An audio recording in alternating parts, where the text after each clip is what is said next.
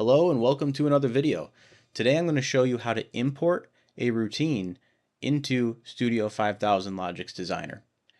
So what I'm going to do is actually remove this entire rung because I already exported this and we're just going to import this back in.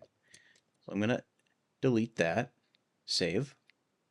And in order to import a routine, you're going to go to File, Import Component, Routine. And it's in my downloads folder for this one. It's called main routine for me. I'm going to open it up. And you'll notice something in my particular case here is that main routine, there's already a main routine in my project. So it's going to come up with two options, overwrite or use existing. Use existing is pretty useless in my case because it's not going to do anything. So I'm going to hit overwrite. And just to show you, probably your case is that you don't have a routine already in there named the same. You probably have it something like new routine or, a different name.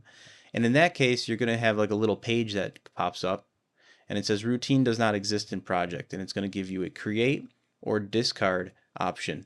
You're almost always going to want to use create here.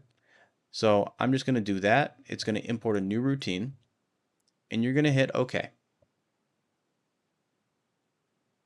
And it's importing and eventually it comes in here. And this is our routine that we exported before. You'll notice that here I deleted it and now we have a new routine.